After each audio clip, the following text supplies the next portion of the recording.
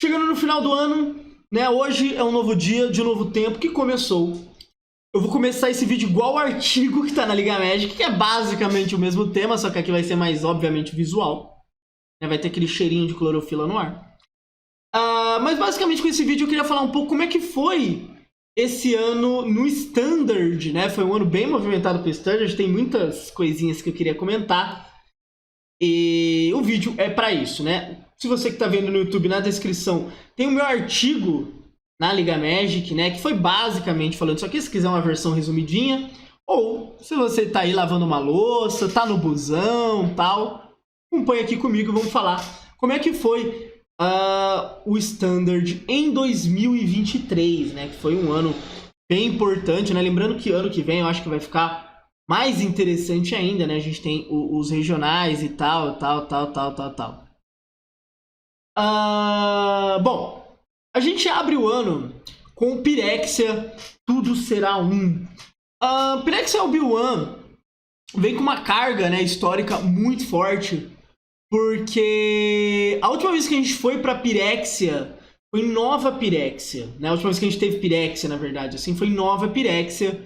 E a gente tá falando de um bloco muito forte mesmo, então expectativas eram muito altas sobre o que aconteceria com o Standard quando a gente volta, né? Então a gente daí começou a falar sobre mana pirexiana. Mana pirexiana é um rolê muito errado mesmo, né? Porque mana pirexiana nada mais é do que fazer mana virtual, né? Então, eu tô dando...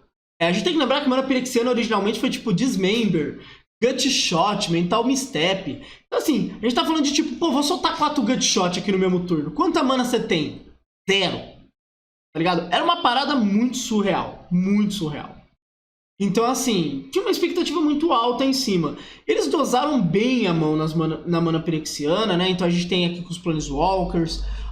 Skrelv também é uma carta que usa mana pirexiana. Mas a galera deu uma dosada legal, assim, em como viria isso, né? Não foi esse rolê tão quebrado. A gente tem, né, isso. Então, pô, tem o Jace aqui, Vraska, Nissa. Mas também tem um nerf no power level da carta a partir do momento que você tá usando a mana pirexiana. Então, assim, eles deram uma segurada muito boa. Falando um pouco da edição em si. A gente tem essa questão da mana pirexiana, a gente tem a mecânica de óleo. A gente tem Toxic, né, que traz Infect de novo.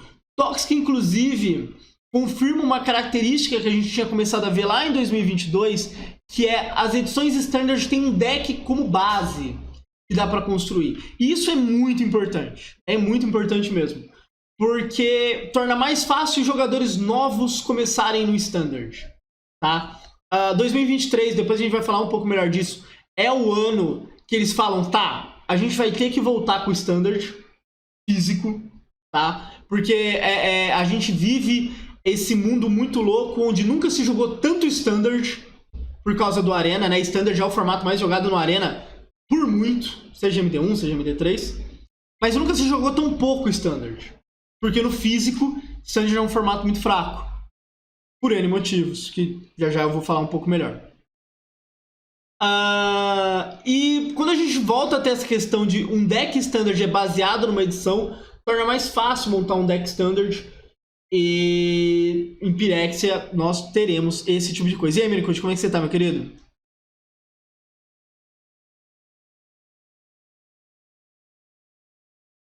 Pô, esse comentário é muito bom, eu tenho que pegar. Medo de ter marcadores de olhos nas minhas cartas dos Estados Unidos virem trazer um pouco de democracia pra eles, exatamente.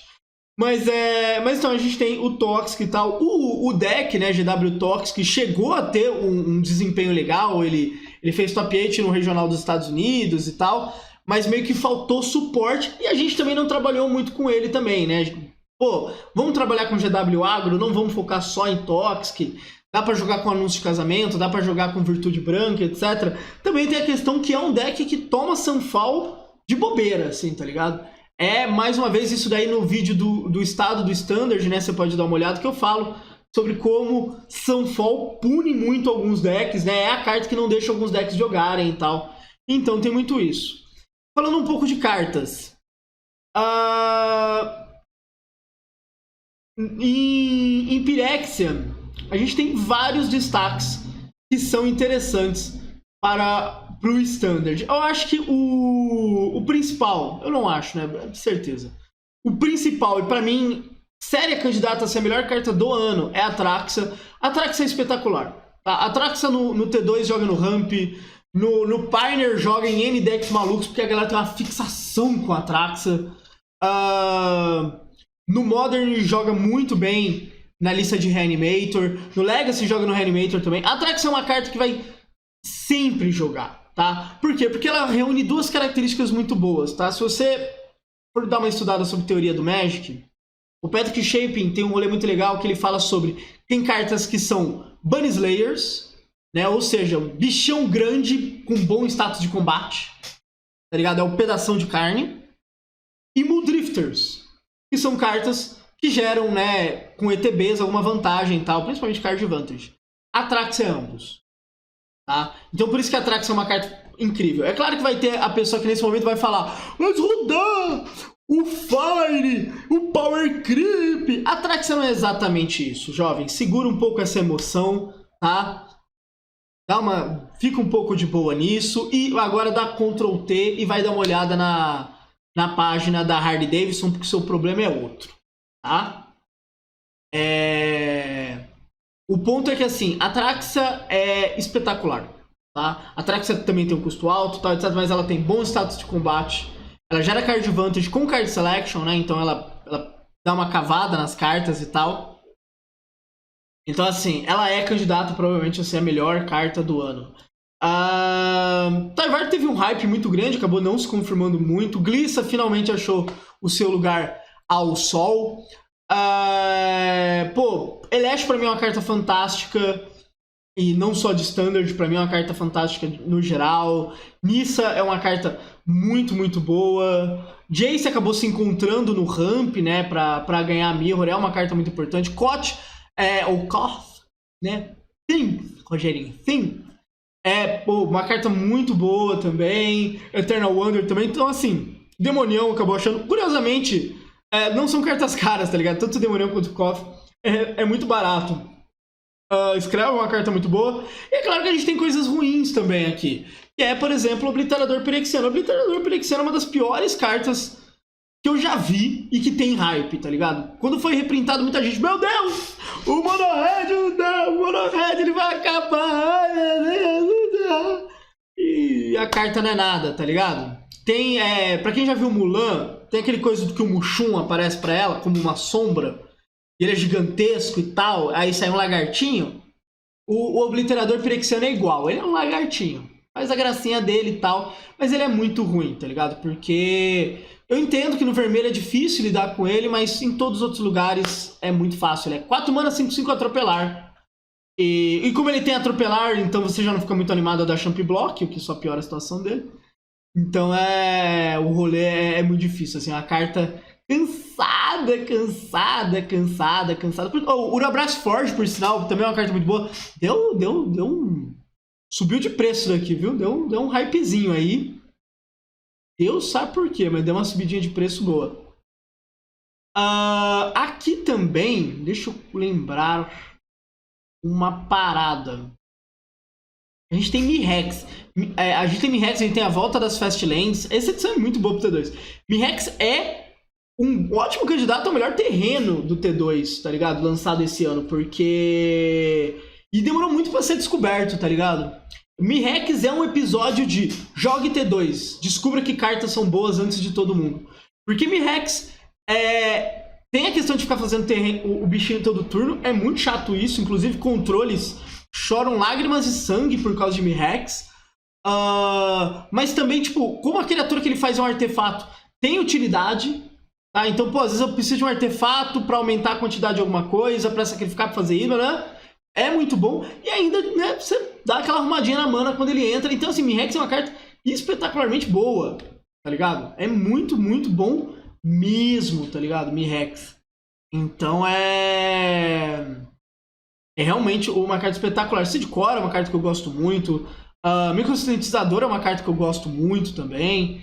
Então, assim, que edição boa, tá ligado? Que edição boa pensando em standard e tal. É uma edição, assim, tem a Atraxa, que é cara, né? Mas não é uma edição super mega cara quando a gente para pensar. Assim, tem algumas coisas que são mais chatas, mas não é super mega cara. Vai fazer um Oscar? Não é exatamente um Oscar, tá ligado? É comentando como é que estão as cartas e tal. Nossa, comprar carta no passo com Tokazu Welcome é muito bom. Mas é isso, tipo, a edição é muito, muito boa mesmo. Sabe, quando a gente vê agora em retrospecto, assim, tem muita carta que joga em algum nível. Indo um pouco pra frente, a gente vai pra Marcha das Máquinas. A gente ainda tá falando sobre a invasão de Pirexianos e tal, né? A galera do lore pode falar melhor. Temos um reprint de novo, assim... Esse não teve um hype tão grande, né? Que é Monastery Mentor. O que eu gostei... A grande piada do Monastery Mentor era... Mas, que legal, reprintou Monastery Mentor. Agora vai valer no Pioneer. Monastery Mentor olhando assim, tipo... Tá ligado? Ele mandando o Benny Go. Tipo... Porra, irmão, só uma piada pra você. Eu sempre tive no Pioneer, velho. Mas tava lá.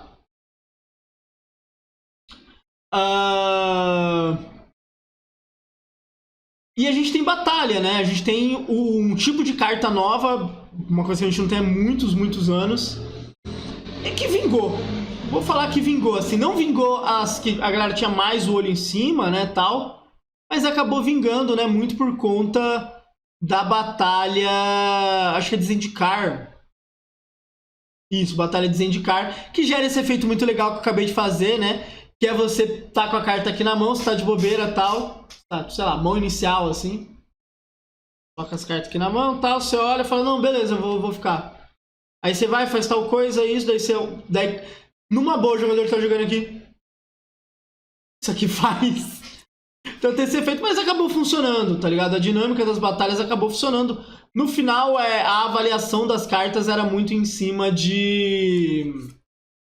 O efeito da carta em si é bom, depois flipar acaba sendo um bônus, assim. Gostei, Mirkut. Vamos chamar de prêmio pé de rato quando a carta for ruim. Então o Obliterador Pirexiano foi o prêmio pé de rato. Tá?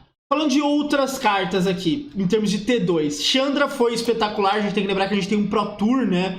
Com Marcha das Máquinas. E é um Pro Tour que Chandra foi absurdamente boa. Chrome Host Seed Shark começou a jogar nesse Pro Tour, né? É o Pro Tour que o Ramp aparece. Então começa a jogar de forma tímida hoje, é uma das staples do formato. Na Heroes Warcraft joga muito. Sanfal começa a jogar muito, né? A gente tem a carta do campeão mundial, Fire Mastermind, do Takahashi. É hoje uma das minhas cartas favoritas. Isso, Invasão de Kubanakan, lembrado, muito boa também. Cavaleira também veio, é uma carta muito boa. O Scales ganha uma atualização. Por sinal, as edições que saíram do T2 foram muito boas pro Scales, do Modern. Breach the Multiverse, outra carta também que brilhou muito nesse Pro Tour. Já vai falar desse Pro Tour em específico. Mas foi muito bem. Kubakan, que citaram. Rona é uma carta também, pô, fez o Esper Legends jogar muito bem. Etali, outra estrela do T2. Polucranos, que foi pro Pioneer, muito bem. Então a gente tá vendo que assim, Voldaren, True Seeker. A gente vai vendo que assim, é uma edição que teve muito impacto do T2, tá ligado? Que é uma característica surto, que é uma das minhas cartas favoritas do ano. Tem essa característica do T2, tá ligado? A edição sai, ela tem impacto, tá ligado? Não é tipo, pô, isso aqui saiu, talvez alguma coisa jogue. Não, vai jogar, tá ligado? Vai jogar. Você tem 4 sets no ano, tá ligado? Tem essa coisa, se você joga T2, você pode focar nele e pensar assim, pô, não tem tantos lançamentos assim, tá ligado? Tudo bem, sai Secret Lair toda semana, sai, né, pela quantidade, né, a média toda semana, sai produto disso, sai produto daquilo, mas pro T2 não, pro T2 saíram meio que o mesmo tanto sempre, então... E tudo tem um impacto muito grande, tá ligado? Então você pode ir jogando, que é a boa mesmo. A gente tem aqui a espada B também, que chegou a ver um jogo na época que o B era o melhor deck. Mas assim, Marcha das Máquinas é uma edição que tem um impacto legal, né? Sheoldred aqui de 5 manas chegou a ver jogo, Vorinclex jogou no monogreenzão ali antes dele tomar ban. Eu acho que assim, se eu for falar a melhor e pior carta aqui, pra mim a melhor é Chandra. Chandra pra mim é uma carta absolutamente boa. E tem sempre um potencial enorme. Obviamente depois do ban de Invoke, que eu vou falar já um pouco melhor, ela caiu muito, mas é uma carta que sempre tem um potencial muito grande. Porque desvirar com essa Chandra ganhar jogo, tá ligado? É isso que é o mais impressionante, assim. Então, pra mim, é a melhor carta. A pior, eu sempre gosto de pegar, não necessariamente uma carta ruim, porque pra mim isso é covardia. Ela não tem culpa de ter nascido assim. Mas cartas têm um hype muito grande e não se provam. Rain e Helmbreaker é isso. Tipo, meu Deus, essa carta vai quebrar o Modern, vai ser incrível e tal. Jogou em algumas listas de criatividade, né? No Jun de criatividade e tal. Mas ficou nisso. Não é essa Coca-Cola toda, não. Então, ficou meio que nisso, tá ligado? Muitas outras cartas tiveram bem mais utilidade do que essa Rain. Né, que seria a Rain 8, né? A gente teve Rain 6, Rain 7, Rain 8. Então ficou por ela. Mas realmente muito abaixo, assim, a carta, né? E o ponto dela é muito... Ela sobe, ela não desvira o terreno, né? Então você tem que aproveitar já um terreno que você já tinha. Ela desce tombando carta pra pegar alguma coisa, mas é algo que tenha sido tombado junto. Então é foda. Não, o Tubarão é muito bom, o Tubarão é muito bom. Nosso Baby Shark é uma baita de uma carta. Esse dinossauro chegou a jogar um pouco no Pioneer também e tal. Isso aqui, staplezinha pro Commander. Foi uma boa edição. Inclusive, essa edição tem tem meio que um prequel, né? Que pelo jeito eu vou ter que bater um Google nela aqui. Prometi que o spoiler me trollou. Que é Aftermath. Vou pegar aqui. Aftermath, né? Um puxadinho dessa edição, né? Eu brinco até hoje que ela é a Standard Horizons, porque a saída é muito baixa e se algo aqui ficar bom, fica muito caro. Mas a gente tem, Copper Court Vanguard, que é uma carta muito, muito boa. A gente teve, né, um reprint de Training Grounds, que é um reprint bem legal. Bloodshot chegou a ver um pouquinho de jogo. Deixa eu ver quem mais. Tranquilo True Pack, pra mim, é a melhor carta. Essa Nissa chegou a ver um jogo legal também no Modern. Mas True Pack, pra mim, é a melhor carta dessa edição. Tipo, a utilidade dele é maravilhosa. Numa época que o BG tava muito forte no T2, essa carta solava N-Decks, tá ligado? Então, é uma carta muito, muito, muito boa. E é bem legal. Calyx é muito bom também. O GW Encantamentos é um deck que secretamente é muito bom no T2. E Calyx é uma carta realmente legal. Linear também é muito legal a carta. Tem essa Narset que eu acho bacana. E sobre Nicholas teve um hype e tal. Pianalar, né? Foi uma carta que basicamente criou um arquétipo no Pioneer também, né? Mas aqui o nosso foco é T2. Tem esse nível também. Mas em Aftermath, a carta que eu mais gosto é Free Pack. Com certeza. É uma carta muito boa. Acho que o Prêmio Pé de Rato aqui tem várias cartas. Tem muita carta aqui que é meio abaixo e tal. Mas assim, Aftermath é muito bom. E eles falaram, né, que é um conceito de fazer esse puxadinho numa edição. É que o problema de Aftermath é que o produto selado de Aftermath era muito caro e muito ruim, tá ligado? Se ele fosse um pouquinho melhor, provavelmente seria um sucesso. Mas Mas tem cartas boas, assim, tipo, e pra mim esse dinossauro é uma baita de uma staple de T2 e... A Nissa tem potencial também, né? Se em algum momento aparecer algum elemental muito foda. Mas dinossaurinho, ó, creme de la creme. E aí a gente tem o Pro Tour Marcha das Máquinas, né, que foi T2. E aí tem N características importantes. Primeiro, a gente volta a ter um Pro Tour T2 depois de 200 anos, tá ligado? Um Pro Tour físico. O último Pro Tour que a gente teve foi o Players Tour, que foi Pioneer, né? Quando o Pioneer debuta no competitivo. E a gente teve ao mesmo tempo em Nagoya, em Bruxelas e o dos Estados Unidos, eu não lembro onde é que é. E é o evento que fecha, sabe? E antes disso a gente tinha tido Pro Tour Modern, então fazia um tempo que a gente não tinha um Pro Tour T2. E foi muito legal, foi muito bacana de acompanhar, tá ligado? Lembrando que assim, a gente vai ter ainda outro evento físico no ano, que é o Mundial, que eu também vou colocar aqui. Mas Não, esse Rakdos Control que eles colocaram, eu tô tentando ignorar, tá ligado? Essa terminologia completamente bizarra. Último evento físico quando 2021? Não, o último evento físico T2 foi 2000 e Pro Tour eu não lembro. Eu sei que últimos GPs T2 foram no final de 2019, porque a pandemia começa em 2020, né? E aí, Chão, bom, mano? Mas é isso, tá ligado? E esse Pro Tour tem N coisas que marcam ele, né?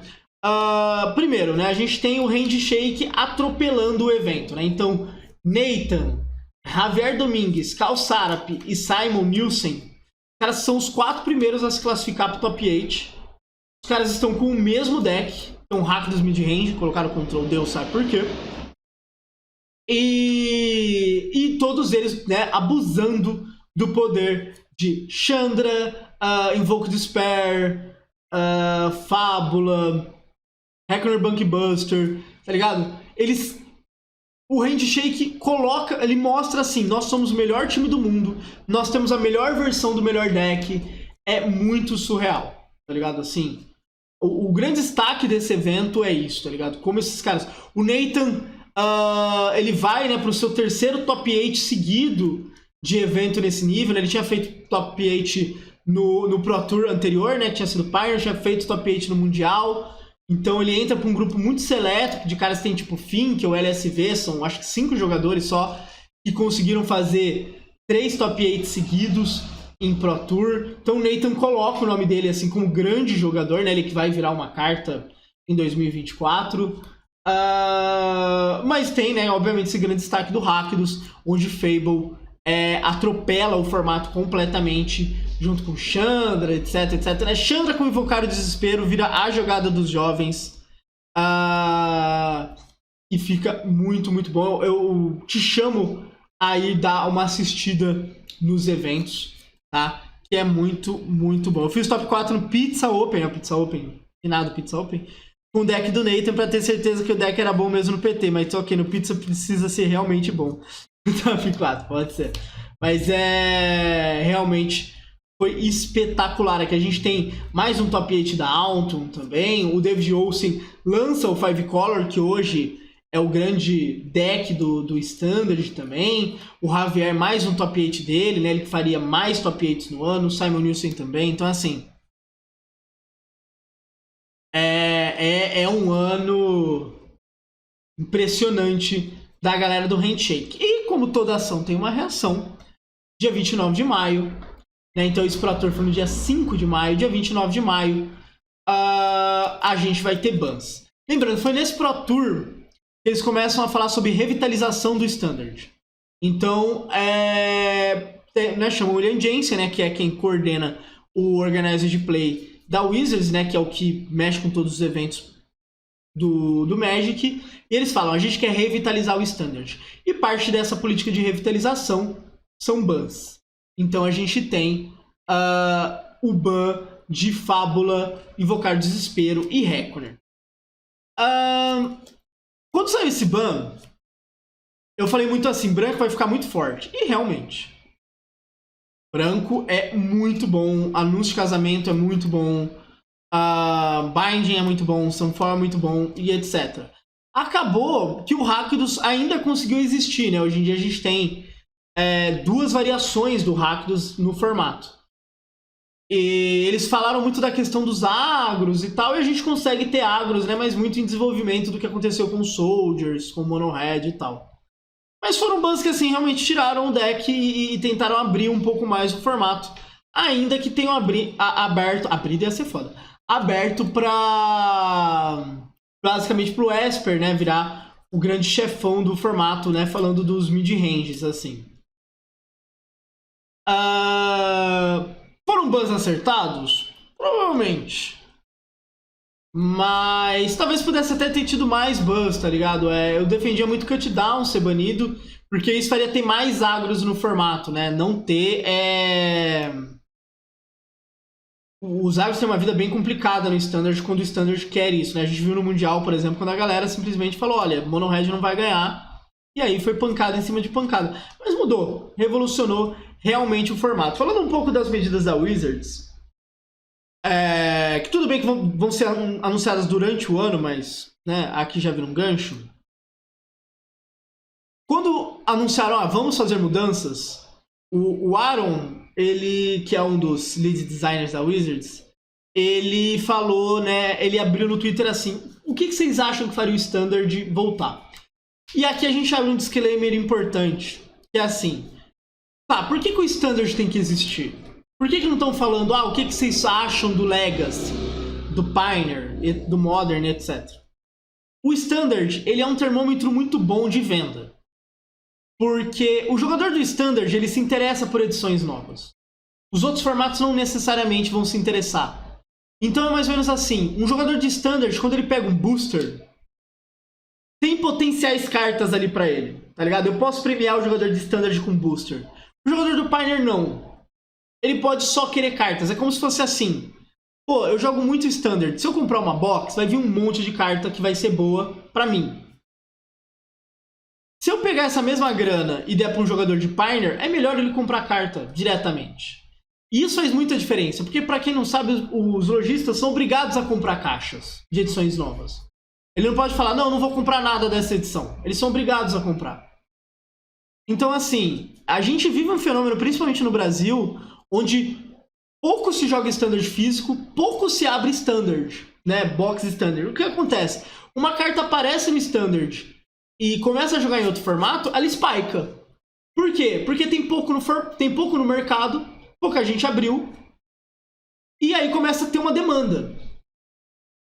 E isso faz o preço subir demais, tá ligado? E a gente viu durante o ano isso 1 milhão de vezes. Então, a própria Fábula, saiu tipo a R$20, tá ligado? E depois foi pra 150 e ficou nisso por um bom tempo. O Record Bunkbuster também começou a jogar no Pioneer, subiu de preço. A gente teve a Tishana. Recente, tudo bem que, exemplo recente com o Ixalan, a gente tem que levar em conta o problema de distribuição.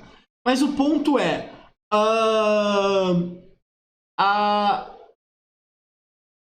A gente tem esse problema com o Standard, tá ligado? Então, tentar voltar a ter Standard é colocar coisas no mercado, porque daí a loja olha e fala, pô, vale a pena pegar mais box, tem mais produtos saindo, vale a pena até a loja abrir mais, porque né, uma coisa é, eu tenho que abrir uma box para tirar meia dúzia de cartas que vão ser boas, é melhor nem abrir.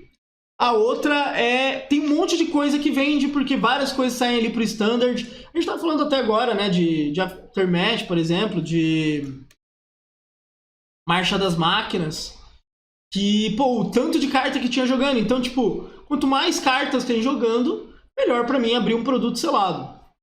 E quanto mais eu faço isso, mais cartas eu coloco no mercado, etc, etc, etc. Então, assim, existe o interesse da própria Wizards que tenha mais T2. E aí começa esse papo sobre a revitalização do Standard. E os bans são um começo desse papo. A gente tem também outro ponto muito importante, que é a mudança da rotação, né? A rotação não vai ser 2, vai ser 3 anos. A ideia era basicamente pegar o cara. A gente tem Kamigawa, a gente tem Dominaria, que são edições muito fortes no Pioneer. Então muitos jogadores de Pioneer têm cartas dessas edições, tem staples dessas edições. É uma maneira de eu virar pra esse cara e falar, pô, vem jogar Standard. Aí ele vai falar, porra, mas, né, as coisas vão rotacionar. Ele fala, não vão rotacionar Não, vem, tá ligado? O Ramp é o deck do cara que joga Pioneer, tá ligado? Porque ele tem Trioma, ele tem Leyline Binding, ele tem Atraxa. Aí ele compra as outras coisas e joga. Então, tipo, a gente começa a ter essas políticas. Então, vamos ter ban, vamos ter essa mudança da rotação. Eu não sei quanto tempo vai ficar isso daí. Provavelmente com o Standard voltando ao normal, a gente volta para uma rotação de 2 anos. Mas a gente vai 3 anos, é mais lenta, é mais convidativa. Porque, querendo ou não, o jogador de Magic tem muito medo da rotação. Né? Porque a rotação meio que pede que você jogue toda semana. E não é todo mundo que tem esse perfil. Você não acha que a Arena prejudica o T2 físico porque é mais barato? Não. Eu vou comparar aqui pra você e eu gostei muito da sua pergunta, cara. Valeuzão.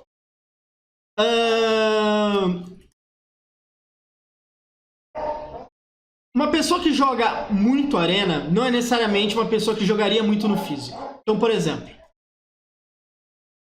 um perfil muito comum. Pô, Rudá, eu nunca tive grana pra montar um deck tier no T2. No Arena eu monto.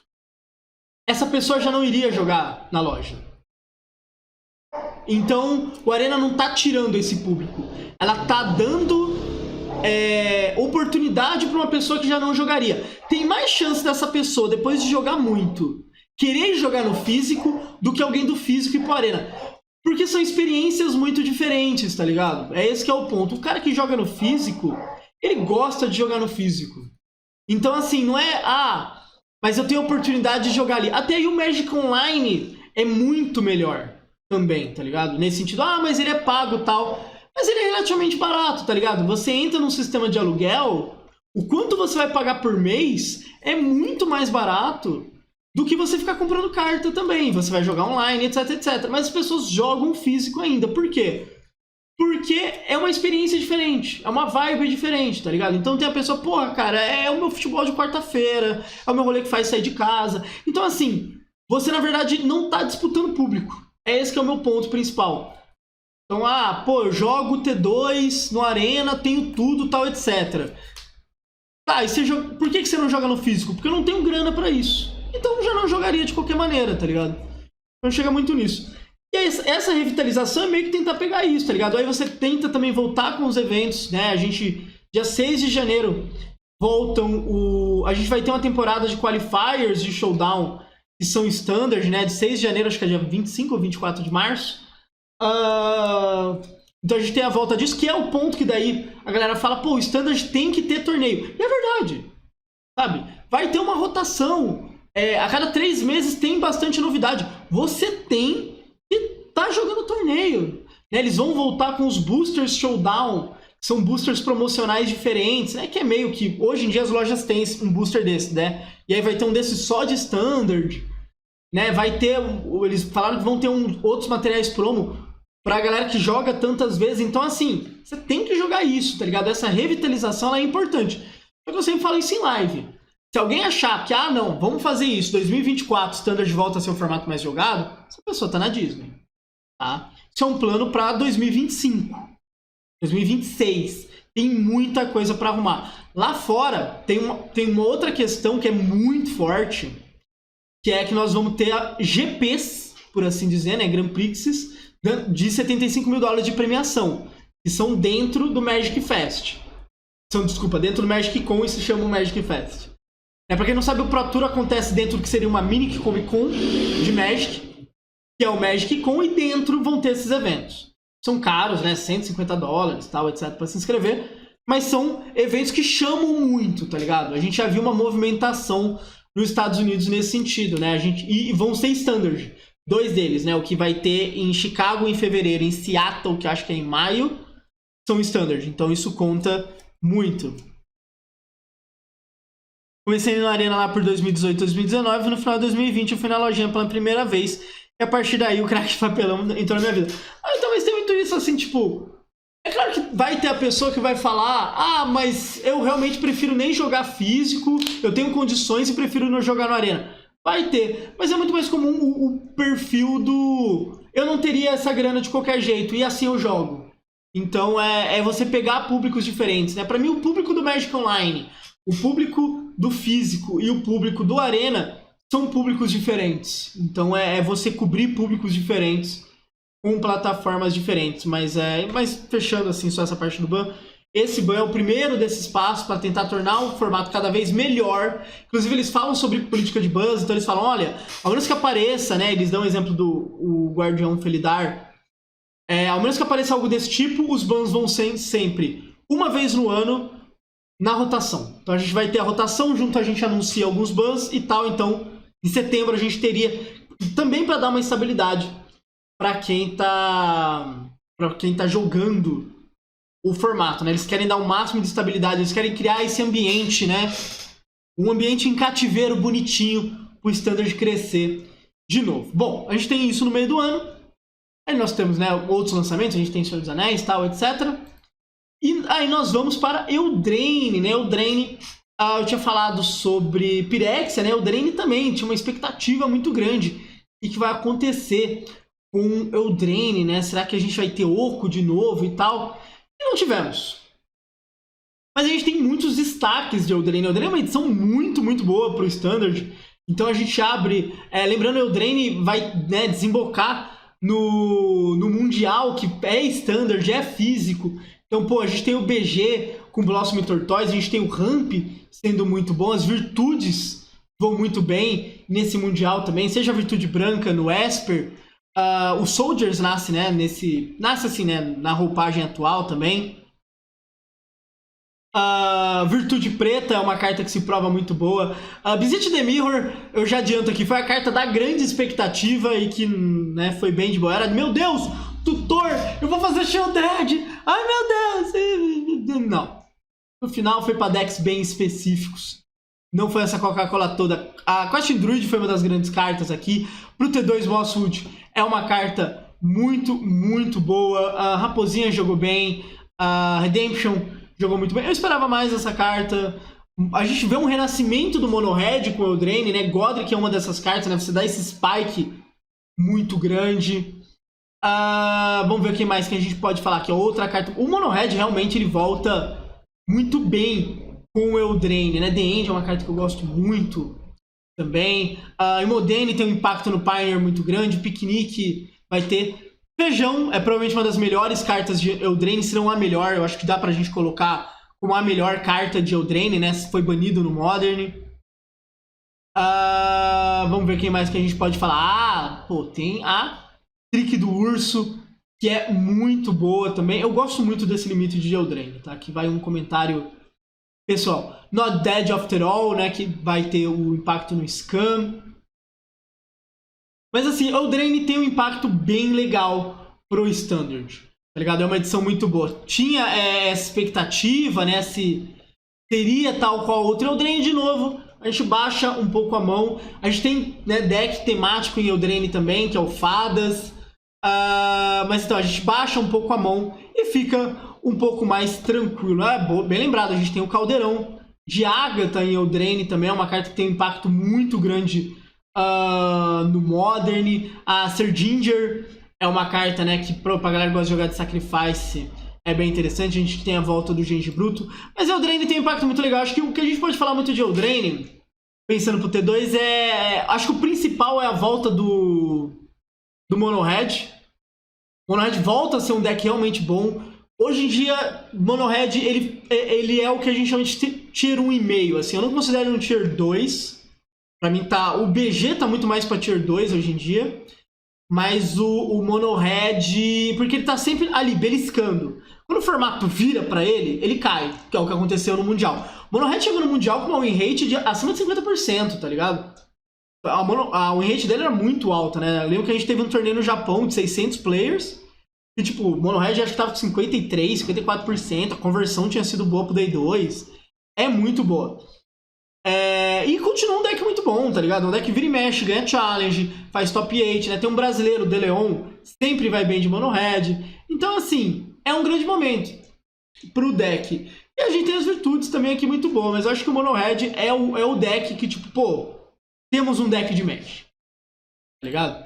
Temos um deck de Magic. Falando um pouco do Mundial, esse Mundial tem alguns destaques legais também. Vamos colocar a decklist aqui, porque senão vai entrar nos posts normais aqui pra gente comentar.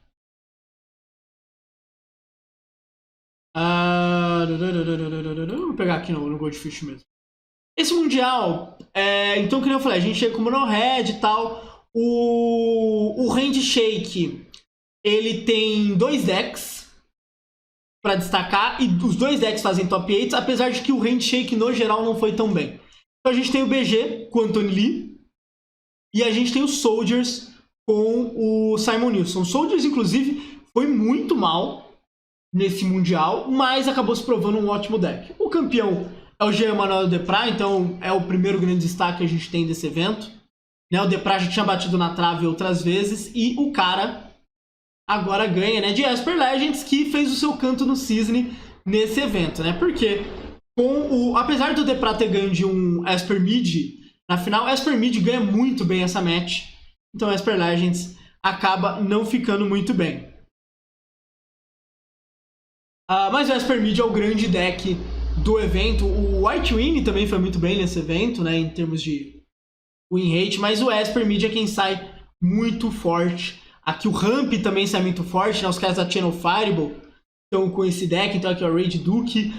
Simon Nielsen ganha o Player of the Year. A gente volta a ter essa corrida, né? Que é muito legal de acompanhar. O Raid Duke perde o Player of the Year quando ele perde pro Anthony Lee no top 4.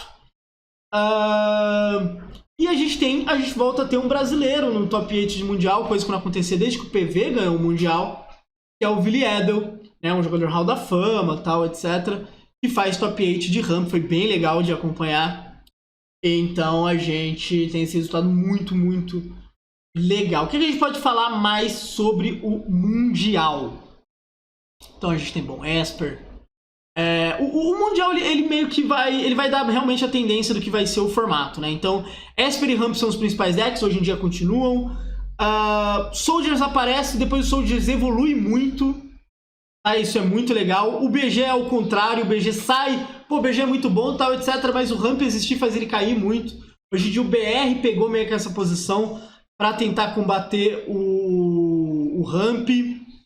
Deixa eu ver o que mais que podemos falar. A gente teve um combo aparecendo, né? E não fez top 8 porque o jogador deu um ID bem discutível, né? Ele ficou em 9º lugar. Jogador francês.